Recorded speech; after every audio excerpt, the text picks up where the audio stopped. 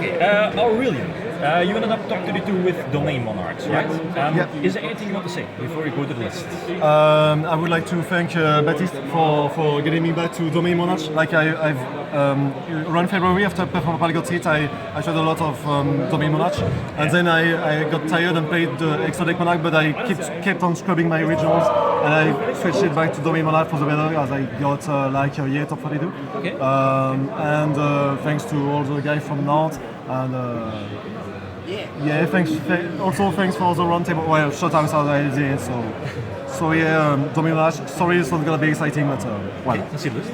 So 3 Idia, because you're gonna have the best on one possible, and Idia is just nuts. Whatever happens, even if Vader is not at play in the main deck, it's gaining back some popularity because Domain Monarch is winning, but it's just so nuts.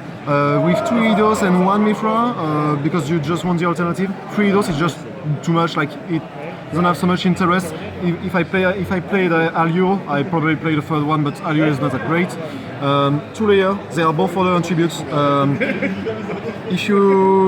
The number of tribute monsters is like 13. It's like probably the best number for using the 3 returns. And it's also a tribute fodder, so you get like 1, 2, 3, 8. 8 is the best number. Like 8, it's you're almost guaranteed to open 1 in your opening hand. 3 Kuras, so a lot of people play it too, but it's amazing. Like it's on bricks, it's great in the mirror, and also very good with return. 1 Majesty. Majesty. It's mostly because BAPK was the most expected deck, and eventually it was the most played deck. I don't like it as it conflicts with Ether and it conflicts with AD Eidos, Erebus effect from the graveyard, but it's sometimes an auto win versus Cosmo and BAPK, which are popular deck. 3 Ether, not much to explain. 3 Erebus and 1 Thessalos because, like as I said, probably the viewers will know, but Alan Pennington was a really great influence upon building the deck. Alan Pennington, he was the guy that topped Atlanta when FarfaMapal was at full power with Domain Monarch, and he said, my goal is to have the turn 1 nuts. And Thessalos contributes to the turn 1 nuts. Like a lot of people have dropped just because I dropped a Thessalos alongside a return with a Mithra and stuff. That's for the monsters. That's well, you'll count. 1 for 1 because it's like it makes a difference in the mirror. It's really good when you go second, and it opens up amazing plays with double tributes, Erebus, return, etc. So it's a one-off non-monarch upstart because fuck it went to 1, but you gotta play 1 anyway. Foolish because it's so flexible. For the Monarch spell on traps, All the staples. Yeah, also staples like Go Away, 3 Tenacity, 3 Stormforce, 3 Return, 3 Pantheism, 3 Domain. The traps, well, not that exciting, but 1 Escalation and 2 Prime. So it's usually wrong to play 2 of a card in Monarch, as Tenacity can get 1 and Pantheism can get 3.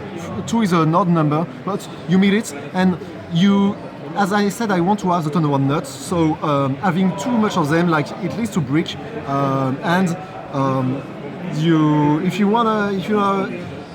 only need to recycle once you go to the late game.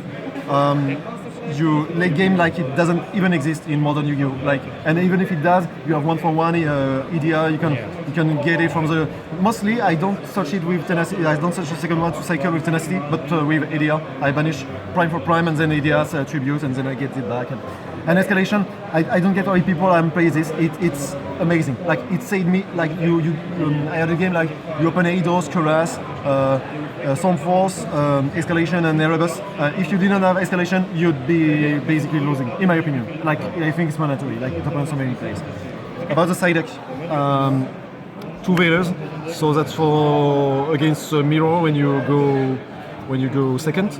Not 3 because the chance of opening double is like tripled at least, and I don't want to open too many. I never open them. I had 1, but against 6 Domain Mirror, as far as I recall. Well, but yeah, it's a great card. Second Mitra. So Mithra summons the token, so it's actually really good against pure BA or BA PK. Just for that matter, and when you go second, like your Edia gets Veilered, gets Fog Bladed and stuff, this one dodges everything. Second one, 3 in my opinion is too much, but second one is really great. One vanity swing that was more for test. It ended well against Cosmo Demise and some performer pals, but I don't know if I'll play it again. Like this 2 is really annoying. Great card whatsoever.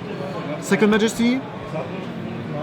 Again, I'm not sure it's that good of an idea. Like Cosmo Demise, they play Breakthrough.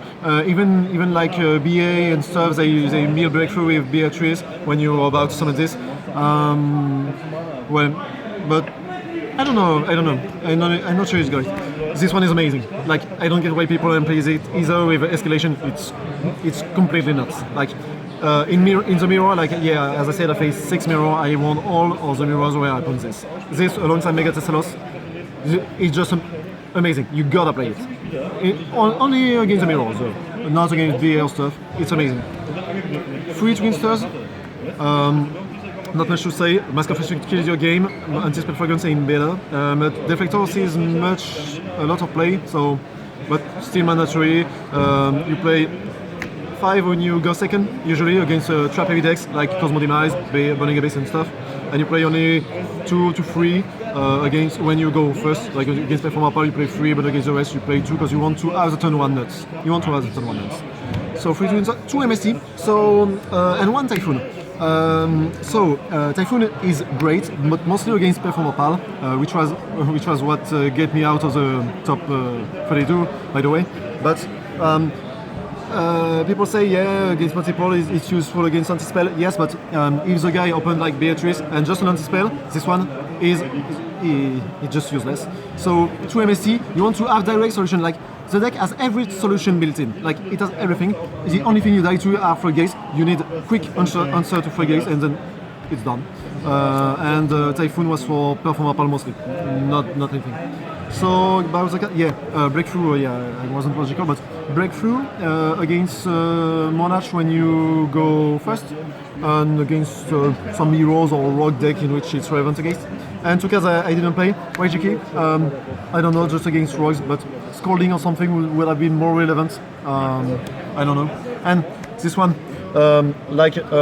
it's not the tech of the day. I only played it once and I got it, but I didn't use it. It's called Wise to full 8. So first effect is target 1 monster you control, double is death, but it becomes 0 afterwards. So basically you use it in damage shape to deal damages with or stuff. And the second effect is you banish it from the graveyard, and the next attack your opponent must use your monster as a target.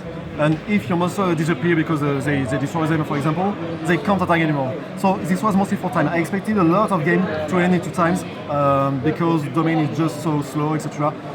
But mostly it was against Cosmo Fire King, because like they pay so much, but in time, like you use this, even if they Sleep Rider, you can banish it and just a prime and you're good. I think it's a great take for time, but well, that's just a gimmick. Seriously, that's just a gimmick. Right. Okay, Aurélien, and any last words? Anything you want to say?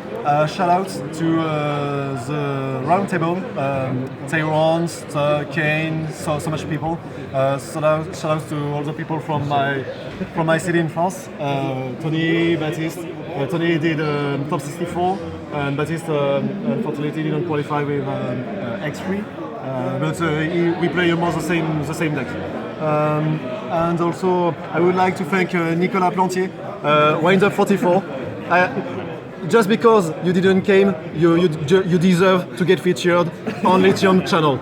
Yeah, this is Wind Up 44 on the end. And that's it. Okay, Aurélien, thanks for the qualifying. Congratulations to our top 32 spot at the Thanks. European Championship.